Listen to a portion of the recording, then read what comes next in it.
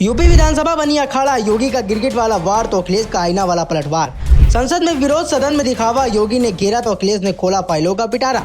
सियासत का शतरंज या शब्दों की जंग, विधानसभा में योगी और अखिलेश के बीच जारी है आर पार का दंगल। उत्तर प्रदेश की राजनीति का पारा एक बार फिर चरम पर है। लखनऊ के विधानसभा भवन में चल रहा विशेष सत्र सिर्फ कामकाज का जरिया नहीं रहा, बल्कि यह एक ऐसी रणभूमि बन चुका है जहां सत्ता और विपक्ष के बीच शब्दों की तीर नहीं बल्कि सीधे प्रहार हो रहे हैं। मुख्यमंत्री योगी आदित्यनाथ ने विपक्ष पर ऐसा हमला बोला है कि सियासी गलियारों में इसकी गूंज सुनाई दे रही है।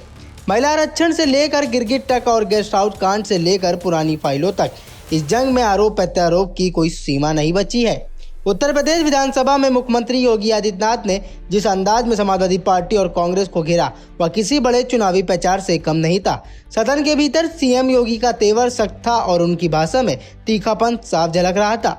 खासकर समाजवादी पार्टी पर महिला आरक्षण के मुद्दे को लेकर दोहरा चरित्र निभाने का गंभीर आरोप लगाया। उन्होंने स्पष्ट किया कि विपक्ष का रवैया संसद में विरोध और सदन में समर्थन वाला है, जो जनता को गुमराह करने की एक सोची समझी साजिश है। मुख्यमंत्री ने सदन में सपा की तुलना गिरगिट से कर दी। उन्होंने कहा कि जिस तरह से सपा अपना रंग बदलती है, उसे देखकर तो गिरगिट भी शर्मा जाए। योगी आदित्यनाथ ने अपनी बात को पुख्ता करने के लिए इतिहास के पन्नों को पलटा। उन्होंने सपा के शासनकाल की याद दिलाते हुए कहा कि जब जब सपा सत्ता में रही है, महिला सुरक्षा पर गंभीर सवाल खड़े हुए। उन्होंने देख सपाई बिटिया घबराई जैसे नारों का उल्लेख करते हुए सीधे तौर पर सपा के पुराने कार्यकाल पर निशाना साधा है। योगी ने गेस्ट हाउस कांड का जिक्र छोड़कर पुरानी जख्मों को फिर से ताजा कर दिया है, जो सपा के लिए राजनीतिक रूप से असज करने वाला है।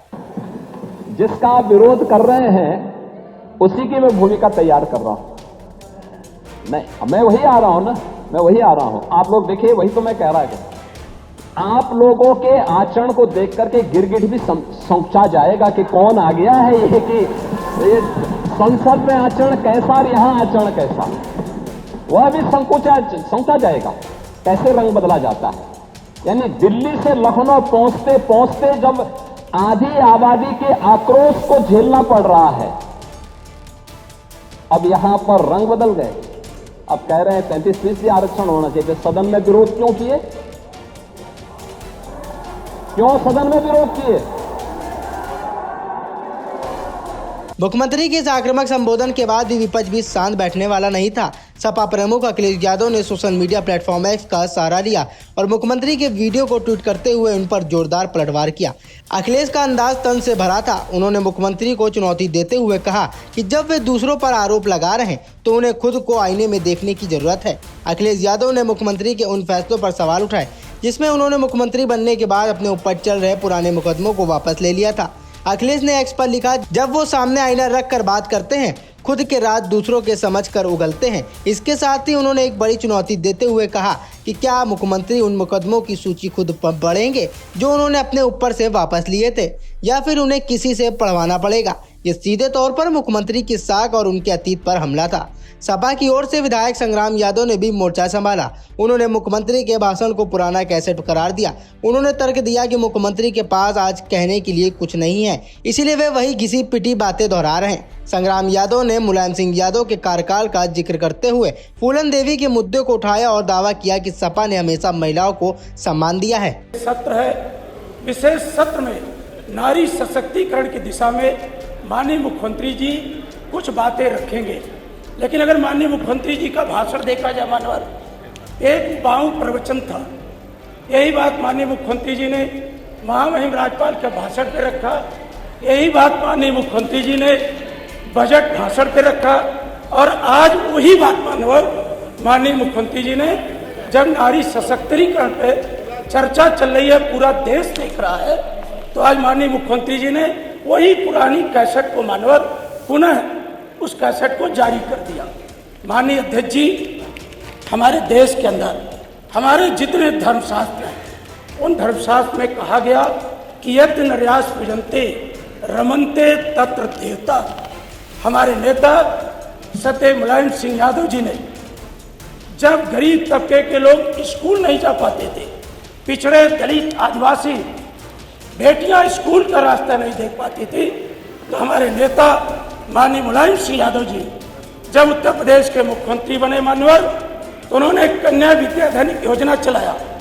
जो आसेवित ब्लॉक थे, उन्होंने वहां पर राजकीय बालिका विद्यालय खोल करके गरीब की बेटियों को, पिछड़े दलित आदिवासी बेटियों को पढ़ने का अवसर दिया। माननीय ये जो जुबानी जंग हम देख रहे हैं, इसके पीछे सिर्फ विधानसभा की कार्रवाई नहीं बल्कि आने वाले समय का राजनीतिक एजेंडा छिपा है। मुख्यमंत्री योगी आदित्यनाथ ने गिरगिट वाले बयान से एक नैरेटिव सेट करने की कोशिश की है कि विपक्षी पार्टियां वैचारिक रूप से खोखली हैं। उनका मकसद जनता के मन में यह बैठाना है कि सपा का अतीत महिला विरोधी रहा है। वही अखिलेश यादव का आईना दिखाने वाला बयान यह संदेश देने की कोशिश है कि भाजपा सरकार कुछ सवालों के घेरे में है। जब अखिलेश यादव ने अपने ऊपर से मुकदमे वापस लेने की बात कही तो उन्होंने सीधे तौर पर मुख्यमंत्री की नैतिक सत्ता को चुनौती दे दी है। यह एक ऐसी लड़ाई है जहां तर्क से ज्यादा परसेप्शन धारणा की वैल्यू है। भाजपा का पूरा जोर इस बात पर है कि वे सपा को एक अराजक पार्टी के रूप में प्रोजेक्ट करे, जबकि सपा का प्रयास ये है कि वे भाजपा को दम्भी और कानून की दरकिनार करने वाली सरकार के रूप में पेश करे। फूलन देवी का जिक्र करना और गेस्ट हाउस कांड को याद दिलाना, ये दोनों ही बातें इस बात का प्रमाण है कि उत्तर प्रदेश की राजनीति में इतिहास का उपयोग वर्तमान को नियंत्रित करने के लिए कैसे किया जा रहा है। मुख्यमंत्री का यह कहना है कि सपा का आचरण दिख रहा है। सपा का यह कहना है कि मुख्यमंत्री का भाषण हुबहू है। यह स्पष्ट करता है कि सदन के अंदर और बाहर दोनों जगह अब कोई समझौता नहीं होने वाला। उत्तर प्रदेश विधानसभा का यह शस्त्र इस बात का गवाह बन गया है कि 2026 के इस दौर में राजनीति कितनी आक्रामक हो चुकी है। ना मुख्यमंत्री पीछे हटने को तैयार है और ना ही अखिलेश यादव कोई मौका छोड़ने के पक्ष में है। जब आईना दिखाने की बात होगी तो गिरगिट के रंग बदलने का मुद्दा भी उठेगा ही। यह बहस केवल विधानसभा की चार दीवार तक सीमित नहीं रहने वाली, बल्कि अब यह सोशल मीडिया के जरिए आम जनता के बीच पहुंच चुकी है। मुख्यमंत्री का आरोप है कि विपक्ष जनता को गुमराह कर रहा है और विपक्ष का आरोप है कि सरकार अपने पुराने पापों को छिपाने के लिए शोर मचा रही है। अतः इस पूरी बहस का फैसला तो जनता ही करेगी, लेकिन इस सियासी दंगल ने यह तो तय कर दिया है कि उत्तर प्रदेश की राजनीति में आने वाले दिनों में और भी तीखे शब्दबाढ़ देखने को मिलेंगे। यह केवल शब्दों की लड़ाई नहीं, यह वैचारिक और राजनीतिक वर्चस्व की एक लंबी लड़ाई की शुरुआत है। तो ये था उत्तर प्रदेश विधानसभा में हुए उस घमासान का पूरा लेखा जोखा, जिसने राज्य की सियासत को एक नए मोड़ पर खड़ा कर दिया है। क्या ये आरोप प्रत्यारोप जनता पर कोई असर डालेंगे या फिर ये सिर्फ सदन का शोर बनकर रह जाएंगे, ये आने वाले वक्त ही बताएगा। फिलहाल हमारी नज़र इस पूरे मामले पर बनी हुई है, तो ऐसी ही खबरों के लिए बने रहिएगा हमारे साथ।